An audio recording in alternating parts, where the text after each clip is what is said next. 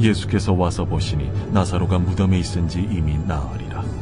베다니는 예루살렘에서 가깝기가 한 오리쯤 되매 많은 유대인이 마르다와 마리아에게 그 오라비의 일로 위문하러 왔더니 마르다는 예수께서 오신다는 말을 듣고 곧 나가 맞이하되 마리아는 집에 앉았더라. 마르다가 예수께 여짜오되 주께서 여기 계셨더라면 내 오라버니가 죽지 아니하였겠나이다. 그러나 나는 이제라도 주께서 무엇이든지 하나님께 구하시는 것을 하나님이 주실 줄을 아나이다. 내 오라비가 다시 살아나리라. 마지막 날 부활 때에는 다시 살아날 줄을 내가 아나이다. 나는 부활이요 생명이니 나를 믿는 자는 죽어도 살겠고 무릇 살아서 나를 믿는 자는 영원히 죽지 아니하리니 이것을 내가 믿느냐? 주여, 그러하외다. 주는 그리스도시요 세상에 오시는 하나님의 아들이신 줄 내가 믿나이다. 제가 지난 주일에 현장 예배가 끝나고 방역수칙을 지켜가면서 저희 교회 장로님 중에 한 분하고만 식사를 하는데 저희 장로님이 말씀을 진짜 재밌게 잘하시거든요. 그런데 그날도 너무 재미있고 신기한 간증을 해주시는 거예요. 그게 뭐냐? 저희 장로님께서 지금은 교회밖에 모르는 장로가 되셨지만 원래 이분이 진짜 활동적인 분이세요. 그리고 누구를 만나도 금방 친해지는 사교성이 있으셔서 젊을 적에는 밖에 나가서 활동하는 걸 그렇게 좋아하셨다는 거예요. 그런데 얼마나 활동을 좋아하시냐면요. 지금 저희 장로님 연세가 70 가까이 되셨는데 그 세대 분들 중에 취미가 스키인 분이 별로 없어요. 그런데 한때 저희 장로님 취미가 야간 스키 타는 걸 그렇게 좋아하셨어요. 그래서 아내 되시는 이 권사님 증언에 따르면요. 그때 이제 젊을 때 막 아이를 낳아서 육아를 한창 하던 때인데 이 남편이 밤이 됐는데도 아무리 기다려도 들어오질 않더라는 거예요. 그럼 뭘 했냐? 겨울이 되면 일 끝나자마자 스키장으로 퇴근을 하는 겁니다. 그리고 밤새도록 야간 스키를 그렇게 즐기시고 새벽에 들어와서는 세수한 다음에 또 일하러 가시는 거예요. 그러니까 보세요. 사람을 만나면 그렇게 재미있게 할 얘기가 많으시고 스포츠는요 못하는 게 없으시고 거기다가 젊을 때는 사업을 해서 돈도 많이 버셨으니까 여러분 세상 사는 게 얼마나 재미있겠어요. 저 같아도 이러면요 세상 살 맛이 날 것 같아요. 그러니 중요한 게 여러분 이런 분이 젊을 적에 교회를 오면 그 교회가 재미가 있겠습니까? 그럴 수가 없죠. 아니 세상 재미를 이렇게 보신 분이 교회를 오면 그 시간이 얼마나 지루하고 시간이 아깝겠어요. 그래서 이때는요 교회를 다녀도 말씀이 들릴 수도 없고 이 신앙이 성장할 수가 없는 거예요. 그런데 그러던 중에 어떤 일이 일어났냐? 원래 모든 스포츠의 기초가 허리인데 어느 날 이 허리가요 완전히 나가버린 거예요. 완전히. 그런데 이 허리가 얼마나 아팠는지 허리를 고쳐준다고 하면 그게 얼마가 됐든 어디가 됐든지 간에 쫓아가서 치료를 받는데 이게요 낫지를 않는 거예요. 그런데 허리 아파보신 분들은 다 아시죠? 허리가 아프면요 기침 한 번을 해도 몸이 울리면서 허리가 아프고 말을 많이 해도 허리가 아프고 서 있으면 당연히 허리 아프고요. 오래 누워 있어도 허리가 아픈 거예요. 그러니까 허리가 아파 보면 깨닫게 되는 게 뭐냐? 내 모든 삶의 중심이 허리라는 기관에 있는 거예요. 아무것도 못합니다. 그래서 이때는요 사는 게 아니었다는 거예요. 그런데 이 힘든 허리 통증을 무려 10년간 앓으셨어요. 그런데 이 허리가 아프면요 문제가 뭐냐? 나만 아픈 게 아니라 옆에 있는 사람도 같이 힘든 게 이 아내 되신 권사님의 증언에 따르면 허리가 아프니까 활동하는 시간 외에는 내 남편이 계속 누워있는 거예요.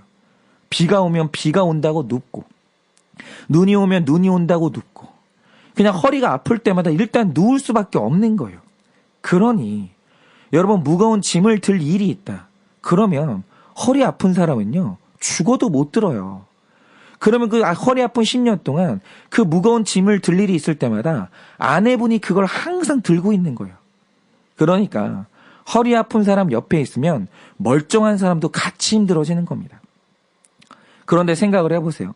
세상이 너무 즐거워서 잠시도 집에 있지 못하던 사람이 이 허리가 아프는 바람에 10년 동안 모든 인생의 재미가 끊어지고 하루 종일 누워서 사는데 여러분 게으른 사람한테나 내성적인 사람한테나 누워서 사는 게 좋은 거지. 여러분 이런 분들한테 누워서 산다는 건요 그거 지옥입니다. 그런데 이 누워서 지냈던 10년이 뭔지 아십니까? 바로 이게 오늘 말씀에 나사로가 무덤에 있은 지 나흘 되는 기간과 똑같은 거예요. 여러분 이건요. 살아도 산 게 아니에요. 그런데 세상에서 즐기던 게 다 끊어지니까 이때 시작된 게 뭔지 아세요? 하루도 안 빠지고 기도원에 가서 기도를 시작하셨다라는 거예요. 그런데 이 여전한 방식으로 어느 날도 기도원을 갔는데 한 번은 기도원에 오신 강사님이 그런 말씀을 하시더라는 거예요. 오늘은 다른 사람은 아무도 오지 말고 허리가 아픈 사람이 있으면 그 사람만 기도해 줄 테니까 나오라는 거예요. 그런데 이 장로님이 그 말을 들으면 귀가 얼마나 뜨이겠어요. 그래서 귀가 번뜩 뜨여가지고 두 번째로 빨리 나가가지고 기도를 받았다는 거예요. 그런데 신기한 게 뭔지 아세요? 기도를 받고 얼마 후에 허리가 완전히 나았어요. 완전히. 그러니까 몇십 년이 지난 지금까지 재발되지 않고 허리가요. 말끔히 나왔어요. 말끔히. 그런데 제가 들어보니까 죽은 지 나흘 같은 이 허리 아픈 기간이 절묘한 게 뭐냐. 만약에 우리 장로님이 세상을 그때 너무 사랑했기 때문에 허리가 한 1년, 2년 아팠다가 나으셨다면 그분이 다시 세상 재미로 돌아갔겠죠. 그런데 내 안에 있는 세상 정욕이 완전히 죽는 기간이 다 다르거든요.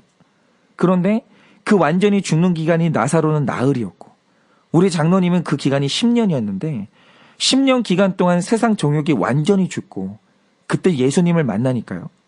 허리가 나았는데 이제 세상으로 돌아가지를 않는 거예요. 그래서 지금도 새벽이 되시면요. 기도하러 어김없이 성전에 오시고 주일이면 세상 무슨 일이 있어도 주일 성수를 하시는 거예요.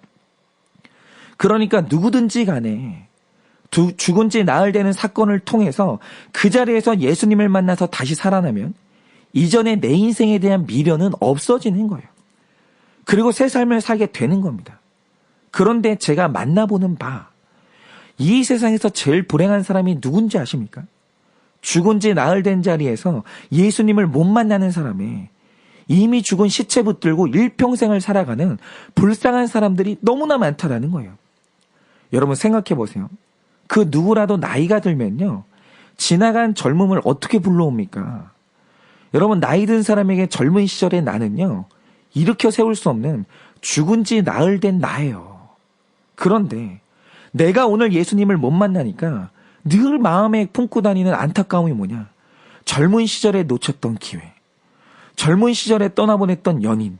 이런 거 생각하면서 맨날 후회와 회상에 젖어 사는데 여러분 그거는요.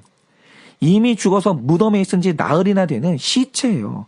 그거는 못 살려냅니다. 그런데 그 시체를 붙들고 사는 사람이 너무 많은 거예요. 여러분 또 어떤 분들은 보면요. 이 과거에 IMF 이전에 돈을 많이 버셨던 분들이 많아요.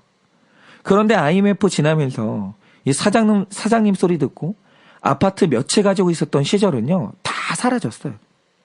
그러면 현재 하나님이 나에게 주신 새로운 삶이 있다면 그 삶을 잘 살아야 되잖아요. 왜냐하면 그런 삶도 값어치가 있거든요. 그런데 이미 죽어서 무덤에 있은 지 나흘이나 된 그 시체 같은 과거의 영광을 잊지를 못하는 거예요. 그래서 입만 열면 지금도 과거에 내 땅이 몇 평이었고 과거에는 내가 부리던 직원이 몇 명이었고 그때 하루에 얼마를 벌었고 이런 얘기만 줄기차게 하는 거예요. 그리고 그때와 비교해서 비루하기 짝이 없는 내 현실이 못마땅해서 매일 술을 마시고 잠을 자야 되는 거예요. 그런데 왜 그럴 수밖에 없는 이유가 뭐냐? 그 이유가 오늘 말씀에 기록이 되는데요. 여러분 오늘 말씀을 한번 보세요. 17절에 보면 성경이 오늘 본문의 시점을 설명하는데 이 때를 설명하는 시점이 아주 이상해요. 그 시점이 뭡니까? 죽은 시체를 중심으로 오늘의 시점을 설명하는 거예요. 뭐라고 표현하죠? 오늘은 나사로가 무덤에 있은 지 나흘이나 되는 때라고 합니다. 그런데 유대인들에게 이 나흘이라는 표현이 얼마나 절망적인 시점인지 아십니까? 이거는 미신은 아니고요. 성경에서 비롯된 믿음인데 유대인은 사람이 죽은 지 3일 전까지는 죽은 자가 다시 이 땅에 돌아올 수 있다라고 믿었어요.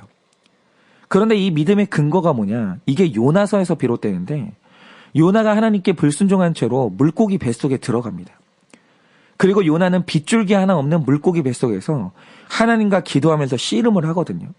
그런데 요나가 기도 중에 자기를 삼킨 물고기 뱃속을 뭐라고 표현하는지 아십니까? 그곳을 스올의 뱃속이라고 표현합니다.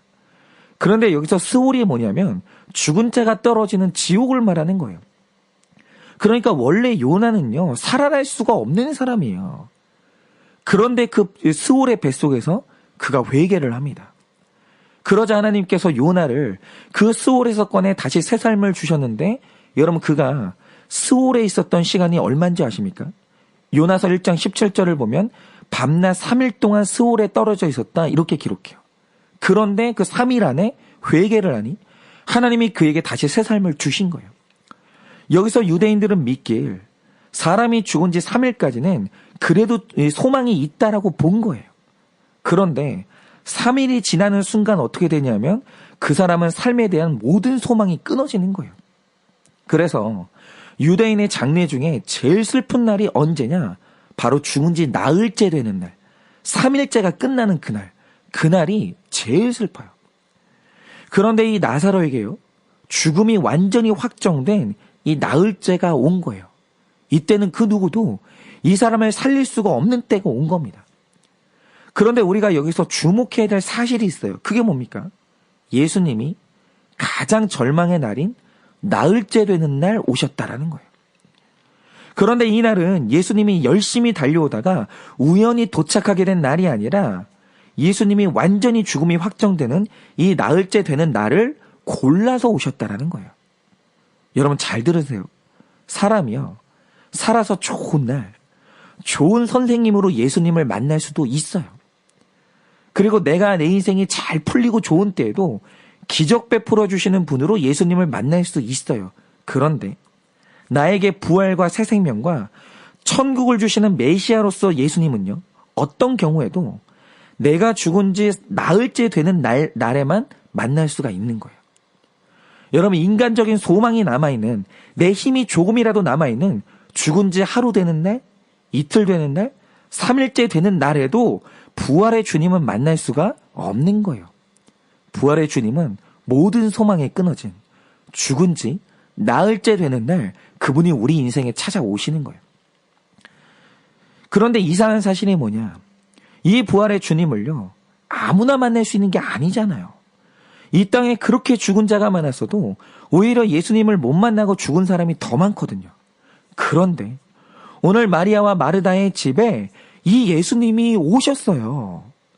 그런데요, 부활이요 생명이신 예수님이 왔는데도, 그런데도 보이는 마리아와 마르다의 태도가 뭡니까? 자, 20절부터를 보면 예수님이 오셨다는 소식을 들었을 때 마리아와 마르다의 행동이 다르게 나타납니다. 일단 마르다는 예수님이 오셨다는 소식을 듣고 일어나서 맞이하러 나갔고, 마리아는 거기 계속 앉아 있었어요. 그런데 이 두 명의 행동이 왜 달랐냐고 하면, 한쪽은 믿음이 있었고 한쪽은 믿음이 없었고, 이런 게 아니고요. 성경을 보면 이 두 사람의 기질이 달라요. 원래 마르다는 자기 열심히 있는 활동적인 사람이고, 마리아는 가만히 앉아있기를 좋아하는 내성적인 사람이거든요. 그런데 역시나 예수님이 오셨다는 말을 듣고 마르다는 뛰쳐나갔고, 마리아는 집에 앉아있는데 뛰쳐나갔든 계속 집에 앉아있든 행동은 달라도요, 두 사람이 가진 똑같은 감정이 뭐냐? 예수님이 와도 여전히 슬픈 거예요. 그러니까 내 절망과 슬픔의 표현 방식이, 마르다는 뛰쳐나가는 거고 마리아는 그냥 그 자리에 가만히 앉아있는 그 차이일 뿐인 거예요. 예수님을 만났어도 여전히 두 사람은 절망 가운데 주저앉아 있었어요. 그런데 여기에서 문제는 뭐냐? 예수님이 오셨다는 거예요. 여러분, 이게 왜 중요하냐면요, 언제나 성경에서 이 죽음은 극적인 이중의 의미를 가지는 거예요. 예수님이 없을 때 죽음은 모든 가능성이 끝나는 종결이에요. 예수님 없이 죽음을 만나면 그의 인생의 가능성이나 소망이라는 단어는 사라지는 거예요. 예수님 없이 죽은 뒤에는 기도도 필요가 없어요. 예수님 없이 죽은 뒤에는 회개도 의미가 없어요. 인생의 모든 의미가 다 사라지는 거예요. 예수 없는 죽음은 세상에서 제일 무서운 거예요. 그런데 예수님과 함께 죽음을 맞이하면 그건 어떻게 되는지 아십니까? 그 순간 세상의 모든 좋은 것이 영원한 수명을 갖게 돼요. 그러니까 세상에서 제일 좋은 게 사는 거잖아요. 그런데 예수님과 함께 죽음을 통과하면 그 삶이요 영원해져요. 여러분, 이 세상에 제일 좋은 게 사랑인데 우리의 슬픔은 사랑이 너무 짧은 게 슬픈 거잖아요. 그런 게 예수님과 함께 죽음을 통과하면 사랑이 영원해져요. 그래서 여러분, 부활이 좋은 거예요. 부활 이후엔요, 우리의 삶에 모든 좋은 것들이 영원해지는 거예요. 영원해져요. 그래서 예수님과 함께 통과하는 죽음은 부활의 완벽한 조건이 되는 거예요. 그런데 이 집에 죽음의 판도를 바꿔주시는 예수님이 오신 거예요. 그래서 죽음을 통해 예수님을 만나면 죽어 없어진 내 과거가 아깝지 않고 죽고 사라진 이전의 것들은 생각나지가 않는 거예요. 여러분, 오늘은요, 죽어서 예수님을 만난 오늘은 기쁨의 날이고 잔치의 날인 거예요. 그런데 오늘 마리아와 마르다는 이 예수님이 오셨는데도 여전히 슬퍼요. 그럼 왜겠습니까? 21절에 그 이유가 있는데 마르다가 예수님을 만나자마자 하는 말이 뭡니까? 살리실 예수님이 아니라 죽은 지 나흘 되는 오라비 이야기만 계속 하는 거예요. 그러니까 21절을 보면 예수님 만나서 제일 먼저 하는 말이 뭐냐? 예수님이 없는 사이에 내 오라비는 죽었습니다. 다신 살아나지 못합니다. 그래서 23절에 예수님이 네 오라비는 살아날 것이다 라고 하니까 24절에 마르다가 하는 말이 뭡니까? 언젠가 살아날지는 난 모르겠지만 지금은 죽었다는 거예요. 내 오빠는 시체라는 거죠. 그러니까 여기서 볼 수 있는 마르다 안에 있는 이 슬픔의 근원이 뭔지 아십니까? 나사로가 죽은 지 나흘째 되는 날은 예수님 만날 수 있는 가장 좋은 조건이거든요. 그런데 바로 이날 예수님을 못 만나고 죽은 시체만 붙들고 있는 거예요. 그러니까 인생의 슬픔이 사라지지를 않는 거예요. 죽은 지 나흘째 되는 날 예수님 만나기만 하면 기쁨이 회복되는데 이때 죽은 시체만 붙들고 있는 겁니다. 그런데 제가 앞서 말씀드린 장로님처럼 내가 죽은 지 나흘째 되는 그날에 그때 바로 예수님을 만나면 이미 죽어버린 내 과거, 이미 죽고 없어진 내 성공, 이미 죽고 없어진 세상의 모든 좋은 것들과 결별하고 새 삶을 얻을 수가 있는 거예요. 모든 게 새로워지는 거예요.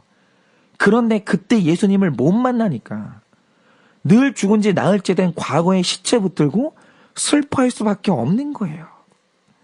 그러니까 이런 거죠. 요새 땅값이 오른다니까 내 과거에 돈 있을 때 그때 땅을 사놨어야 되는데 이러면서 땅을 치고 후회하는 분들이 있어요. 그게 뭐냐? 죽은 지 나흘 된 시체 붙들고 있는 거예요. 그런데 그분들은요, 그 돈 있고 그 땅이 있었으면 부활의 주님을 못 만났을 분들이에요. 인간의 정욕이 살아있는데 거기에 예수님이 왜 찾아오시냐라는 거죠. 여러분, 내가 살아있는 자리에서 부활의 주님은 못 만나요.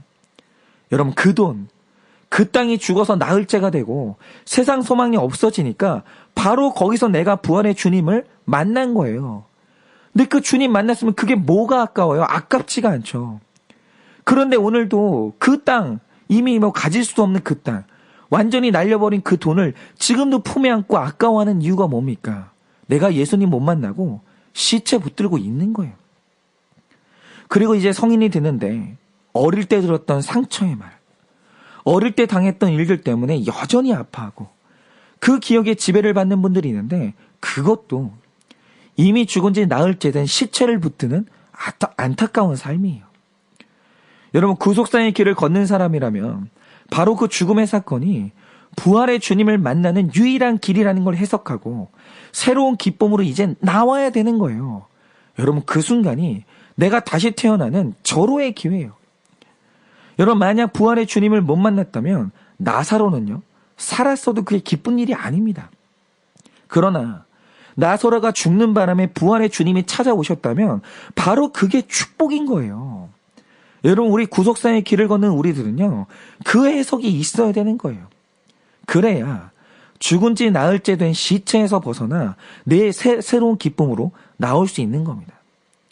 여러분, 지금 여러분이 붙들고 있는 이미 죽어서 무덤에 있은 지 나흘째 되는 것들은 뭐가 있습니까? 도대체 어떤 상처가 있고 어떤 과거의 미련이 있으신가요?